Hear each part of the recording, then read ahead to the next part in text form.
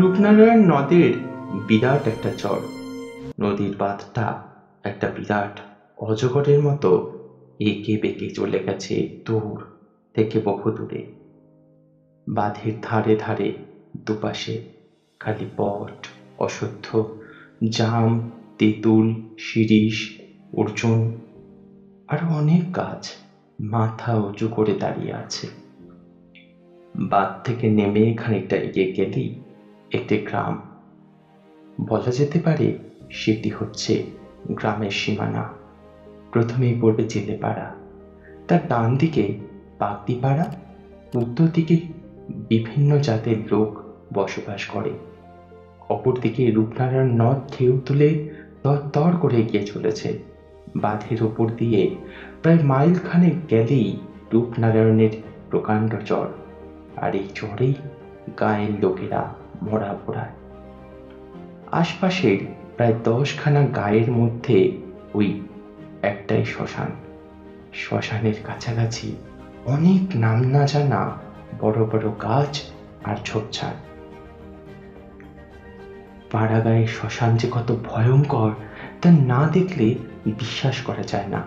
শ্মশানের চারিদিকে ছড়িয়ে পড়ে আছে খালি পোড়া কাঠ, আধপোড়া বাঁশ, ছেঁড়া কাঁথা, ছেঁড়া কাপড়, ছেঁড়া মাদুর, মরার হাত, ভাঙা হাড়ি আর সরা। যারা মরা পোড়াতে পারে না তারা সব মরা আর ছোট ছোট ছেলে মেয়েদের মরা মাটিতে পুঁতে দিয়ে যায়। তারপর সেই সব মরা মাটির ভেতর থেকে টেনে পার করে শিয়াল, কুকুর আর শকুনে। তারা মনের আনন্দে ছিঁড়ে ছিঁড়ে খায়। গাছের ঝাঁকড়া শিরীষ গাছটায় একদল শকুন থাকে। হঠাৎ একদিন ঘটে গেল একটা ব্যাপার। বাগদিপাড়ার নগেন্দুলই বউয়ের সঙ্গে ঝগড়া করে বাড়ি থেকে চলে যায়। প্রায় 4 দিন কেটে গেল, সে আর বাড়ি ফেরে না। তাই দেখে সবাই চিন্তায় বিশালভাবে চিন্তান্বিত হয়ে পড়ে। যেখানে যত আত্মীয় ছিল খোঁজ নেওয়া হলো, কিন্তু কোনো সন্ধান পাওয়া গেল না তার। সেদিন সকালে জেলে পাড়ার জনা কয়েক লোক ডিঙি ভাসিয়ে মাছ ধরতে ধরতে এসে পড়েছে শ্মশানের বেশ কাছাকাছি। হঠাৎ তাদের নাকে একটি দুর্গন্ধ লাগলো, আর সেই সঙ্গে শকুনের টানা ঝাপটা নিঃশব্দ। সঙ্গে সঙ্গে তারা দেখলো নগেন দলুয়ের পচা গলা মৃতদেহটা চড়ে এসে আটকে গেছে। শকুনে খানিকটা ছিঁড়ে খেয়েছে, চোখ দুটো শকুনে খুবলে খেয়ে নিয়েছে, শুধু চোখের গর্ত দুটো আছে। জেলেরাই বিভৎস দৃশ্য দেখে বাগদিপাড়ায় সংবাদ দিল। সকলে তখন সেখানে ছুটে এসে দেখলো এত দুর্গন্ধ ছাড়ছে যে কার সাধ্য সেখানে দাঁড়ায়। তখন সবাই নাকে কাপড় চাপা দিয়ে মরাটার পায়ে দড়ি বেঁধে শ্মশানের ভেতরে এনে মাটি চাপা দিয়ে চলে গেল।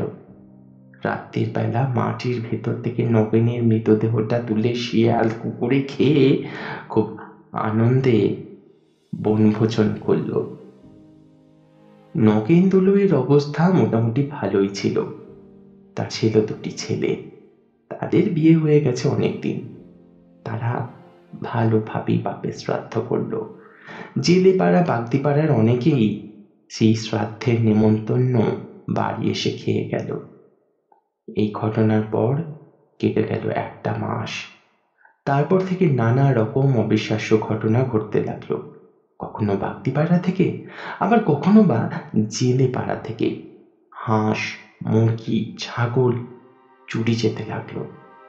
একদিন নগেনের বউ রাত্রে একটা শব্দ শুনে এসে দেখলো তাদের আম গাছটার নিচে যেন কে একজন সাদা কাপড় গায়ে জড়িয়ে দাঁড়িয়ে আছে। সে ভয় পেয়ে চেঁচাতে চেঁচাতে ঘরে এসে দরজা বন্ধ করে দিল। মায়ের চেঁচানি শুনে ছেলেরা হেরিকেন হাতে নিয়ে বাইরে এসে চারিদিক দেখল, কিন্তু কাউকে যে দেখা গেল না। তখন তারা বলা বলি করতে লাগলো যে হয়তো সবই মার মনের ভুল। গাছের ছায়া দেখে মা হয়তো রাত্রিবেলা ভয় পেয়েছে।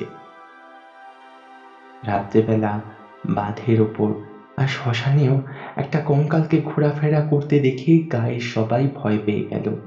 রাত্রে শ্মশানে মরা নিয়ে আসা বন্ধ করে দিল সবাই। জেলেরা সারা দিন রূপনারায়ণে মাছ ধরে, সন্ধ্যা হলে যে যার বাড়ি ফিরে আসতে লাগলো। এমনকি বাঁধের ওপর দিয়েও লোক চলাচল বন্ধ হয়ে গেল। সন্ধে হলেই রাস্তা একেবারে ফাঁকা।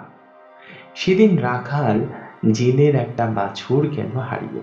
সারাদিন খোঁজ করা হলো, কিন্তু কোথাও পাওয়া গেল না বাছুরটাকে। একদিন পরে একজন লোক শ্মশানের দিকে এসে দেখলো রাখাল জেলের বাছুরটা মরে পড়ে আছে। তার হাতখানা কি যেন চিবিয়ে খেয়েছে, বাকিটা পড়ে আছে একটা গাছের তলায়। খবরটা শুনে রাখাল এসে দেখলো ব্যাপারটা। কি করবে, তাই সে কিছু না বলেই চলে গেল সেখান থেকে। মনে মনে সে বুঝলো নগেন দলুই ভূত হয়ে এইসব কাণ্ড করছে।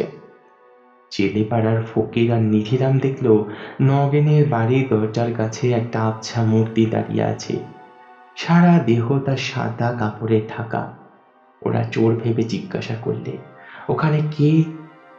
কোনো উত্তর নেই, শুধুমাত্র সঙ্গে সঙ্গে আবছা মূর্তিটা ঘুরে দাঁড়ালো। ওরা আশ্চর্য হয়ে দেখলো লোকটার মুখ দেখা যাচ্ছে না, শুধু চোখ দুটো যেন আগুনের গোলার মতো জ্বলছে। দেখতে দেখতে মূর্তিটা বিরাট লম্বা হয়ে গেল।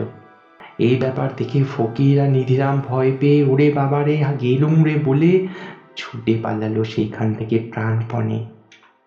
সবার মুখে মুখে খবরটা জানাজানি হয়ে গেল।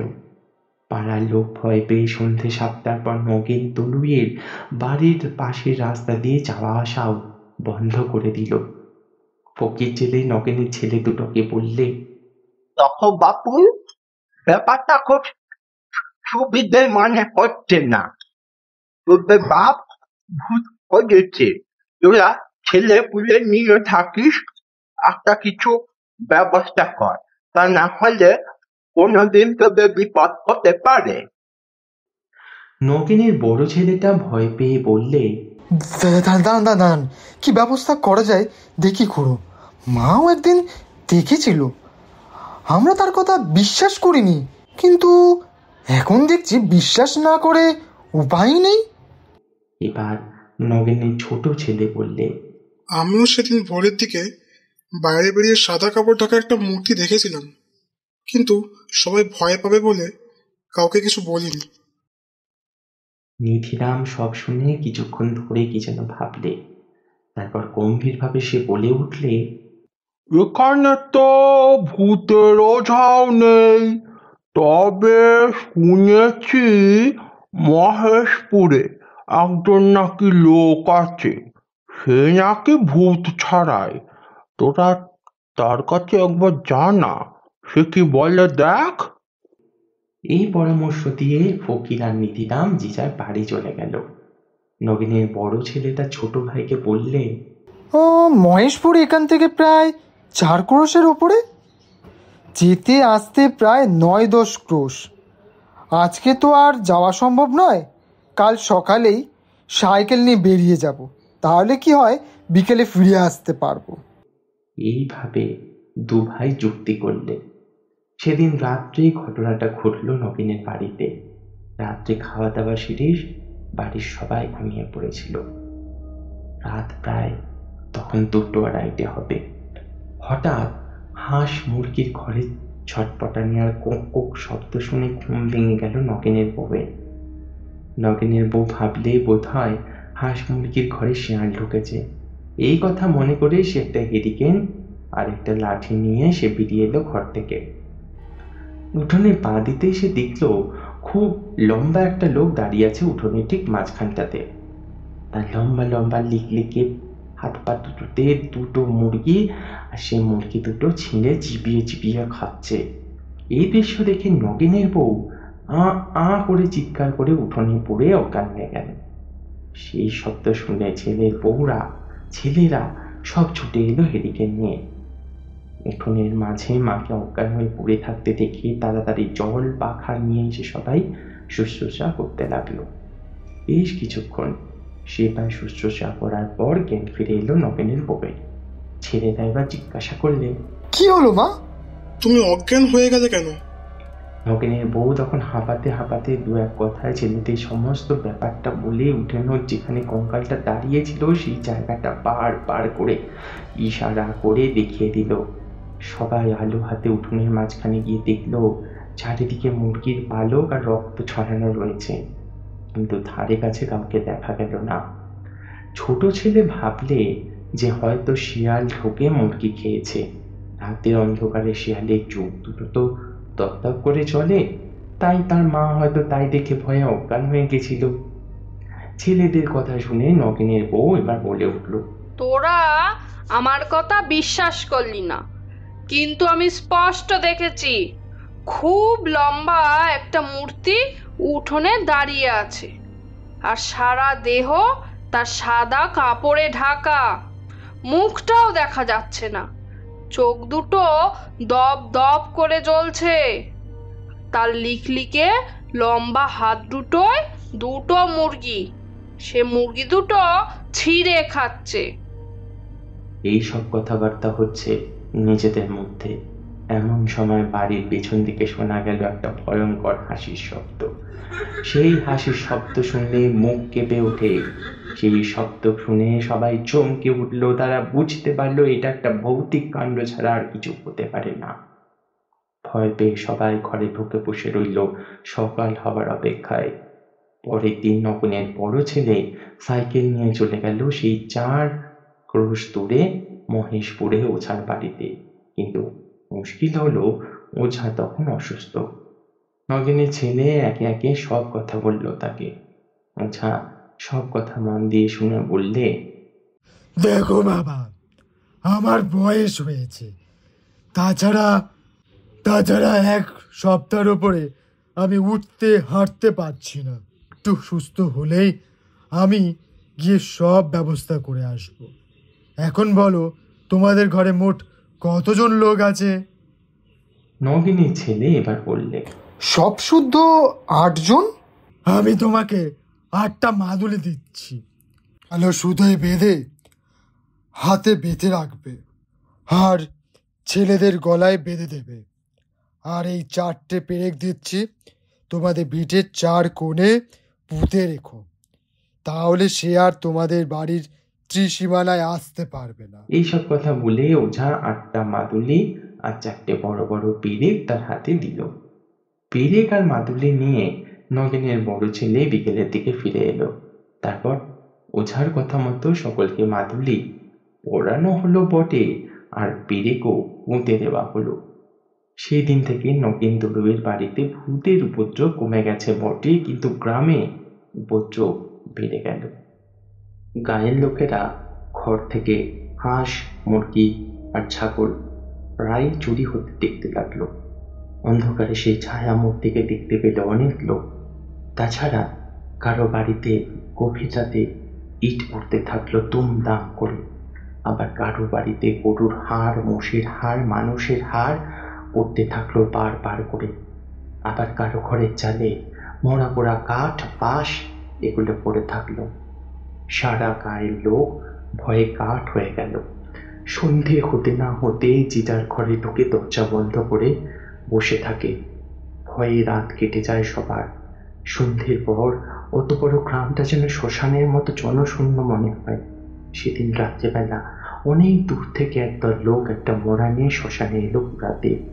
লোকগুলো চিতা সাজিয়ে মরাটাকে তার উপর তুলে আগুন দিয়ে দিল। তারপর সব যাত্রীরা একটু দূরে বসে আপন মনে তামাক টানতে লাগলো। ঠিক এমন সময়ে সেই অবসরে পাশের বটগাছ থেকে লম্বা হাত বাড়িয়ে নগেন মরাটাকে চিতা থেকে তুলে নিয়ে গাছের ওপরে বসে চিবিয়ে চিবিয়ে খেতে লাগলো। তামাক খেয়ে লোকগুলো চিতার কাছে এসে দেখে মরাটা নেই। অবাক হয়ে গেল সবাই, শুধু চিতাটাই জ্বলছে, মরাটার কোনো পাত্তাও নেই। লোকগুলো রীতিমতো ভয় পেয়ে গেল। নদীতে তখন মালপত্র বোঝাই করা একটা বেশ বড় নৌকা বাঁধা ছিল। মাঝি বসে অপেক্ষা করছিল জোয়ারের আশায়। নৌকার ছাদের উপরে হালের কাছে বসে মাঝি তামাক খাচ্ছিল। অনেক আগেই সে ব্যাপারটা লক্ষ্য করছিল, কিন্তু সপ্তাহেরা পাছে ভয় পায়, এই জন্য সে চুপচাপ করে সে শুধু দেখে যাচ্ছিল। সব যাত্রীরা যখন ভয় পেয়ে বাঁচাও বাঁচাও বলে চেঁচাতে লাগলো আর নৌকার আলো দেখে যে যেদিকে পারলো ছুটে গেল, তখন নৌকার মাঝি চেঁচিয়ে বলল তারা যাতে কোনোভাবে ভয় না পায়। নৌকার মাঝি তাদেরকে দাঁড়িয়ে থাকতে বলল। সে বলল সে আসছে। মাঝির কথা শুনে সব যাত্রীরা সেখানে দাঁড়িয়ে ভয়ে কাঁপতে লাগলো। নৌকার মাঝিটি ছিল একজন বেশ নাম করা ভূতের ওঝা। সে একটা পুটুলি হাতে নিয়ে আরেক হাতে পুকুর নিয়ে নৌকো থেকে নেমে এলো শ্মশানে। লোকগুলোকে তখন মাঝি তার কাছে বসিয়ে বিড় করে কি সব মন্ত্র বলতে বলতে লোকগুলোর চারপাশে কি যেন সব ছড়িয়ে দিয়ে হোকোয় দু একটা টান দিয়ে সে বললে যে লোকগুলোর কোনো ভয় নেই, ভূতের বাবার সাধ্য নেই যে তাদের কাছে আসবে। সে নাকি গণ্ডি টেনে দিয়েছে, যতক্ষণ তারা গণ্ডির মধ্যে থাকবে ততক্ষণ তাদের ভূতে কোনো ক্ষতি করতে পারবে না। তারপর সকাল হলেই তারা বাড়ি চলে যাবে। দিনের বেলা ভূত লোকের কাছে আসে না।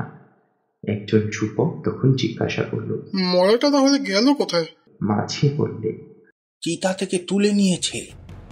মাঝির কথা শুনে সবাই ভয় পেয়ে ফ্যাল ফ্যাল করে চেয়ে রইল। কারো মুখে কোনো কথা নেই। ওদের মধ্যে সেই যুবকটি আবার বলল, আগুনের ভেতর থেকে তুলে নিল কি করে? গাছের উপর থেকে হাত বাড়িয়ে। মাঝির কথা শুনে যুবকটি যেন একটু অবজ্ঞার হাসি হাসল। তাই দিকে মাঝি বললে, বিশেষ হচ্ছে না বুঝি, দেখতে চাও?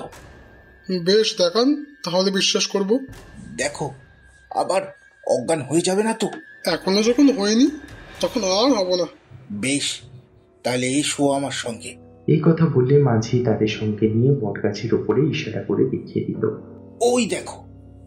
সকলে দেখল বটগাছের মুখতালের উপরে বসে একটা বিভৎস কঙ্কাল তাদের সেই মরাটাকে চিবিয়ে চিবিয়ে খাচ্ছে। কি ভয়ঙ্কর দৃশ্য সেটা!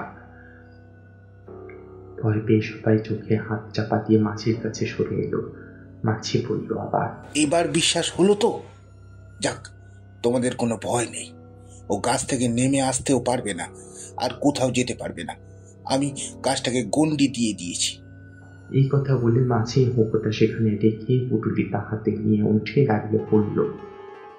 তোমরা এইখানে চুপচাপ বসে থাকো। মাছিকে চলে যেতে দেখে লোকগুলো ভয় পেয়ে কাতর ভাবে পড়ল। আপনি আমাদেরকে এভাবে ফেলে রেখে যাবেন না। সকাল হলে তারপর না হয় যাবেন। দয়া করে সকাল না হওয়া পর্যন্ত আপনি বরঞ্চ অপেক্ষা করুন।